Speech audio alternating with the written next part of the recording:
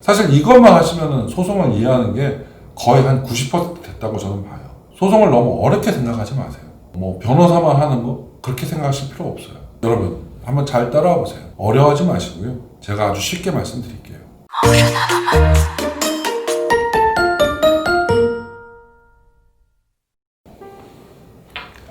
안녕하세요. 민경철TV의 민경철 변호사입니다.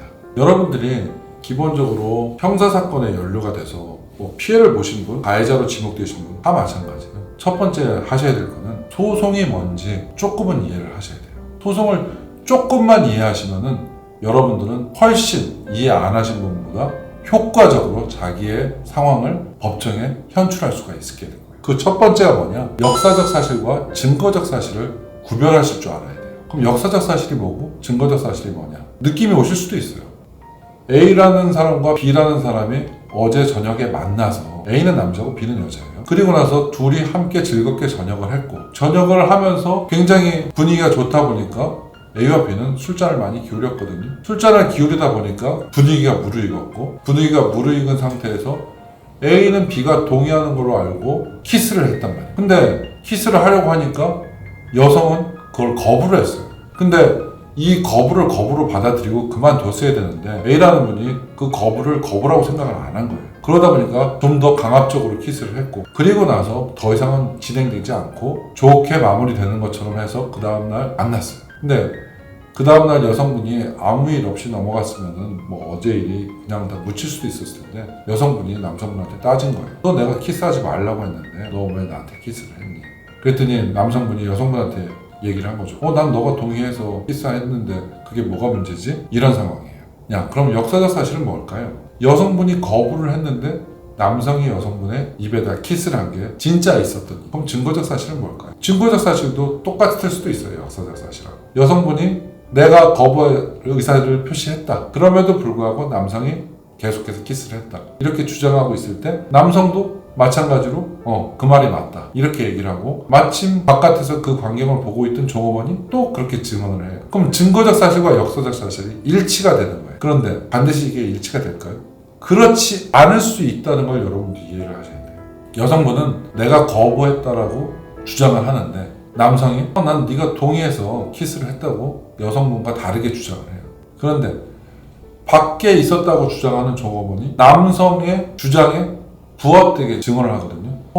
내가 그때 옆에서 보고 있었는데 남성분이 여성분한테 동의를 구하더라. 내가 들었다. 그리고 나서 키스하길래 이 사람들이 이렇게 키스를 이런 데서 하고 그래. 그런 생각을 했다라고 갑자기 그 종업원이 증언을 하면은 그럼 이건 뭘까요? 남성과 여성이 동등한데 갑자기 참고인이 나타나서 남성의 말에 부합한다고 표현하죠. 남성의 말과 유사한 취지로 증언을 해주는 거예요. 그러면 갑자기 증거적 사실이 뭐예요? 역사적 사실은 거부 의사를 표시했음에도 불구하고 상대방이 계속해서 키스를 하는 게 역사적 사실인데 이렇게 돼버린 증거적 사실은 남성이 여성의 동의를 얻어서 키스를 한 게 증거적 사실이 되는 거예요. 그래서 역사적 사실과 증거적 사실이 다를 수 있다라는 것을 이해하는 게 소송의 첫걸음이라고 생각하시면 돼요. 두 번째로 수사관, 검사, 판사의 입장에서는 역사적 사실이라는 것은 존재하지가 않는 사실이에요. 여기서 역사적 사실이 뭐였어요? 남성이 여성에게 키스를 하려는데 여성이 거부를 했고 그럼에도 불구하고 남성이 여성한테 계속해서 키스를 한 게 역사적 사실이 있지 않았습니까? 이거는 수사관이 보거나 검사가 보거나 판사가 직접 본 일이 아니지 않습니까? 수사관이나 검사나 판사는 증거들이 나타내는 사실만을 볼 수 있는 거예요. 여성과 남성의 증언이 달라. 주장이 달라. 그럼 뭐야? 그러면은 그 종업원이 봤다는데 어떻게 할 거예요? 분명히 남성이 여성한테 동의를 얻었다고 하면 도대체 검사나 판사가 도대체 그거하고 다르게 어떻게 저 사람이 왜 거짓말을 하는지 이유를 찾지 못하면은 그거는 역사적 사실과 다름에도 불구하고 남성의 말이 받아들여질 수밖에 없는 거예요. 더군다나 그 다음날 여성이 굉장히 고민할 수도 있지 않겠습니까? 과연 이걸 문제 삼을까 말까. 그 과정에 남성한테서 카톡이 왔어요. 어제 잘 들어갔어? 나는 어제 너무 분위기 좋았어. 앞으로 우리 자주 이런 자리 갖자. 남성이 이렇게 보냈을 때 머뭇거리던 여성이 알았어 그렇게 하자 이렇게 보낸 카톡이 남성 카톡이 저장돼 있었고 남성이 이걸 들이밀지 않습니까? 그럼 도대체 어제 이런 일이 있었다면은 너는 이 상황에서 어떻게 그냥 아무 일 없었던 것처럼 카톡을 받아. 최소한 너 왜 그랬어 라고 얘기했어야 되는 거 아니야? 카톡 내용까지 이렇다. 그러면 역사적 사실과 증거적 사실이 완전히 달라지는 거예요. 수사관이나 검사나 판사는 그걸 알 수가 없어요. 거부 의사를 했는지 안 했는지를 알 수가 없어요. 이런 증거들이 있으면은 거부 의사를 했다 하더라도 그건 여성분의 단순한 주장에 불과해져 버려요. 그렇기 때문에 수사관의 입장에서는 역사적 사실은 존재하지 않는다. 이걸 이해하셔야 돼요. 세 번째로 말씀드릴 게 뭐냐면 증거에 의해서 사실관계가 왜곡될 수 있다. 그 왜곡된 게 왜 그럴까요? 카톡 내용에 그런 내용이 들어가 있으면은 그건 여자가 망설였기 때문이죠. 영자는 그는 이걸 답변을 하지 말았어야 돼요. 아니면 최소한 어제 일에 대해서 컴플레인하는 답변을 했어야 돼요. 그리고 종업원은 왜 그렇게 얘기를 했을까요? 종업원과 남자분이 친구였을 수도 있지 않겠습니까?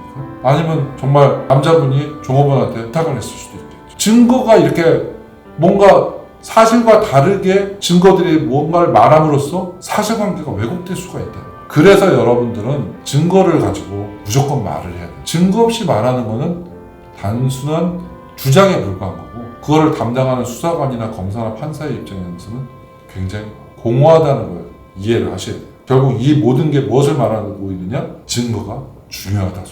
소송에서는 증거가 가장 중요하다. 이걸 이해하시기 위해서 제가 말씀을 드립니다. 그럼 증거에 대해서 설명을 해볼까요? 증거에는 직접 증거라는 게 있고 간접 증거라는 게 있어요. 직접, 간접.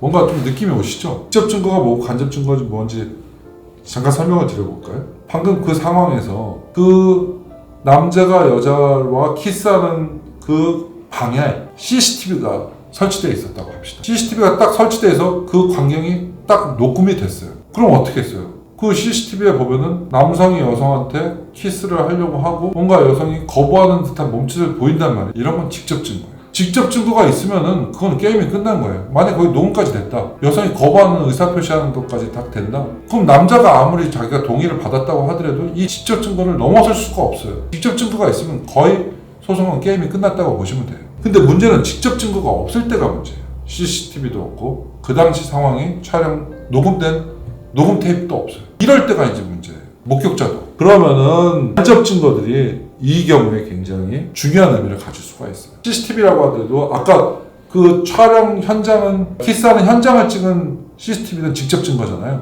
그런데 그 음식점에서 나갈 때 현관문에 있던 CCTV는 간접 증거가 되는 거예요. 그 간접 증거 왜 간접 증거냐? 야, 그러면 여성 말대로 하면은 여성은 자기가 원하지도 않는데 남성이 키스를 한 거지 않습니까? 그러면 통상적으로 사람들이 어떻게 생각하는 게 맞느냐? 음식점을 나갈 때 굉장히 사이가 안 좋아야 된다는 거죠. 왜? 내가 원하지도 않는데 너가 나한테 내 입술에 키스를 했기 때문에 서로 뭔가 다툼이 있어야 되는 거고 다툼이 있으면 서로 사이가 안 좋아야 되는 거예요. 근데 간접 증거가 보니까 음식점 밖을 나가는 커플의 모습이 굉장히 다정하단 말이에요. 이거는 결국 이 간접 증거는 뭘 의미하느냐? 키스가 있었다 하더라도 굉장히 합의하에 좋은 관계에서 키스가 있었음을 증거로서 말해주고 있는 부분이 있을 수가 있어요. 근데 이 간접 증거는 100% 진짜 사실을 인정해주지 못해요. 그 방 안에서 정말 여자가 원하지 않는 키스를 당했다 했어도 반드시 나갈 때 사이 안 좋게 나가야 되는 건 아니거든요. 왜? 여자가 항의를 해요. 너 내가 하지 말라는데 왜 키스를 하고 그래? 그랬더니 정말 미안해. 내가 다시는 안 그럴게. 나한테 한 번만 기회를 주면은 내가 너가 원하지 않는 키스는 앞으로 하지 않을게. 남자가 사과를 하고 또 여자는 그걸 받아들여요. 그러면은 나갈 때는 사이좋게 나갈 수도 있는 거거든요. 근데 직접 증거가 없이 그것만 있다. 그럼 이 중간 과정을 잘 설명하지 않으면은 밖에 나갈 때 사이좋은 모습은 여자의 주장에 굉장히 반하는 증거가 될 수가 있는 거예요. 여러분 이제 직접 증거하고 간접 증거를 대충 이해하셨습니까?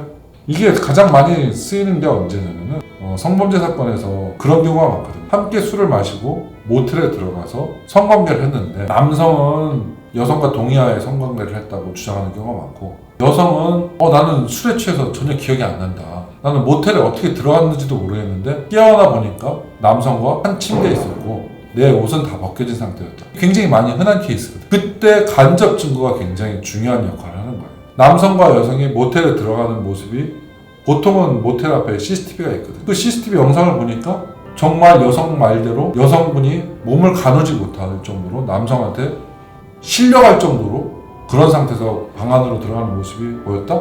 그럼 여성 말들이 굉장히 무게가 실리는 거죠. 반면에 들어가는 모습이 여성의 어떤 흐트러진 모습이 보이지가 않는다. 서로 굉장히 웃으면서 즐겁게 들어가고 있어요. 모텔 대금도 여성이 자기 카드로 긁고 이런 것들은 간접 증거로서 여성의 말을 믿기 되게 어려운 증거가 되는. 이제는 여러분 직접 증거와 간접 증거 구별을 하시겠죠.